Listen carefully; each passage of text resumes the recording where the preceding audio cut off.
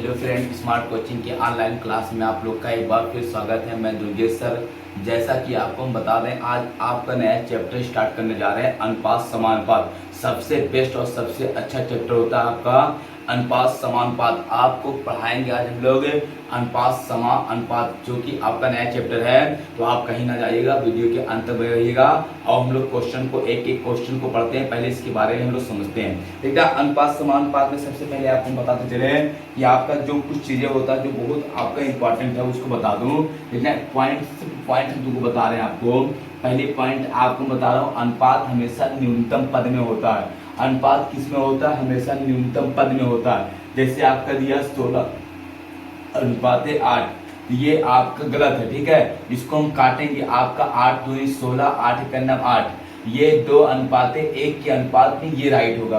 अनुपात हमेशा किस में होता है? न्यूनतम पद में होता है, ना कि 16 अनुपात 8 रहेगा। हमेशा 2 अनुपात 1, जिनका मासा 1 होना चाहिए, ठीक है। फिर हम लोग समझते दूसरा यहाँ पे देखना, आपका अनुपात हमेशा समान इकाइयों में तुलना होता है। जैसे आपका दिया है, यहाँ पे समझना, जैसे दिया है आपका 2 किलोग्राम, फिर आपका दिया है यहाँ पे 200 ग्राम। तो ये आपका एक कैटेगरी ग्राम को ग्राम बदलेंगे। 1 किलोग्राम में 1000 ग्राम, तो 2 किलोग्राम में आपका 2000 ग्राम अनुपात, फिर 200 ग्राम। ये ग्राम से ग्राम कटा, डबल जीरो कट गया, 2 दहा में 10, 2 इक्यानम, 10 अनुपात 1 आपका ये हो जाएगा। ये क्या है? आपका हमेशा जो अनुपात होता है समान इकाइयों में तुलना होती है। फिर आपका तीसरा जो होता है, आपका किसी भी अनुपातिक पद में कभी भी इकाई का प्रयोग, यूनिट का प्रयोग नहीं होता। जैसे आपका दिया है 5 ग्राम अनुपात 10 ग्राम, इसको हम काटेंगे तो 1 ग्राम अनुपात 2 ग्राम कभी नहीं लिखा जाएगा। 1 ग्राम से ग्राम भी कट जाएगा, 1 अनुपात 2 आ जाएगा। कितना आ जाएगा? 1 अनुपात 2। हमने आपको बताया कभी भी अनुपात में आपका इकाई यूनिट का प्रयोग नहीं होता है। बात समझ में आ रही है आपको? कभी भी इकाई का प्रयोग आपका अनुपात में नहीं होता है। फिर अगला हम लोग चौथा देखते हैं। इसमें जो आपका है, किसी भी अनुपातिक पद, जैसे 2 अनुपात 3 है, किसी भी अनुपातिक पद में हम समान संख्या से गुणा करते हैं, उसके मान पे कोई प्रभाव नहीं पड़ता। जैसे इसमें हम गुणा कर सकते हैं 10 से 10 दूनी 20 अनुपात 30। हम फिर काटेंगे, आ जाए कितना? 2 अनुपात 3। इसको लिख सकते हैं 2x अनुपात 3x।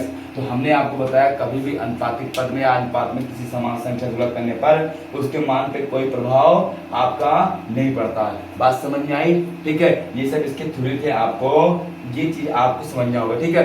अब हम लोग क्वेश्चन चलते हैं, सीधे क्वेश्चन को करते हैं, समझते हैं। देखना क्वेश्चन, देखना समझ इसको। चलो, किसी कोई दिक्कत तो नहीं हो रही होगी। अब हम लोग समझते हैं। पहला क्वेश्चन देखना कितना बढ़िया आपका दिया हुआ है। कह रहा है यदि x का 3/5 भाग y के 4/9 भाग के बराबर है तो x और y का अनुपात बताइए।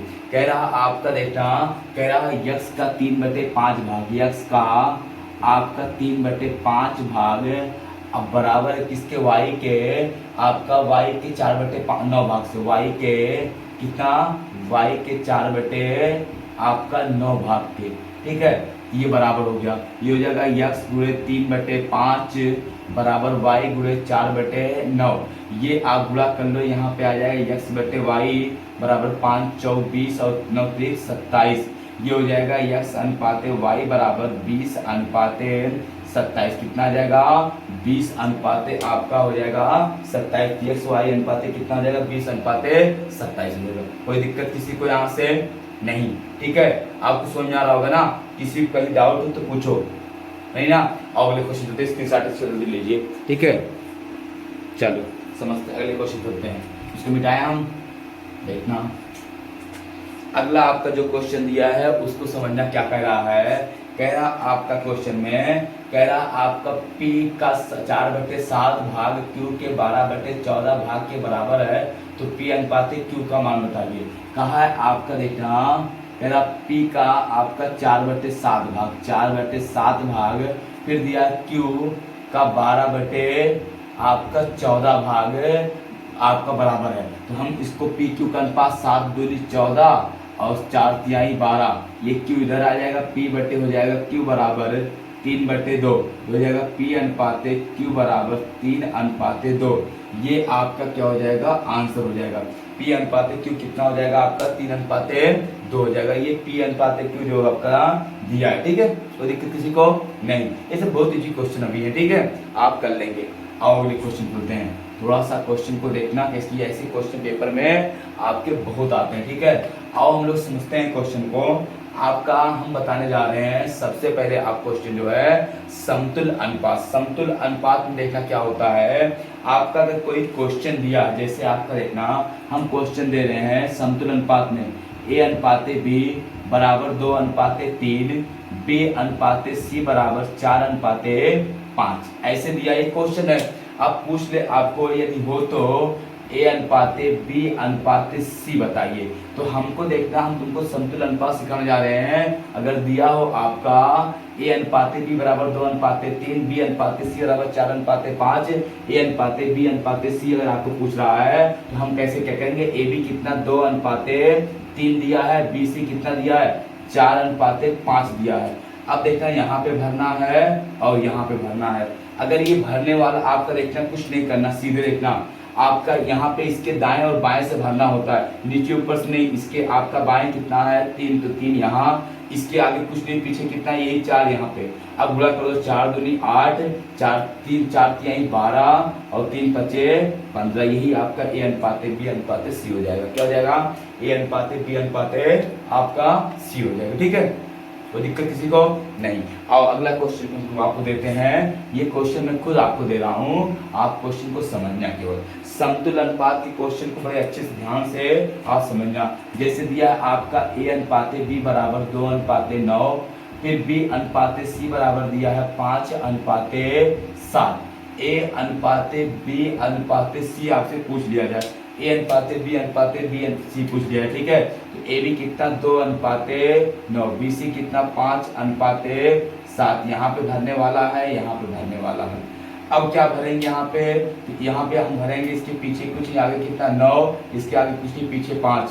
ये हो जाएगा 5 दूनी 10, ये 9 5 45, ये 7 9 63। ये आपका आंसर हो जाएगा। कितना हो जाएगा आपका 10 45 और 63।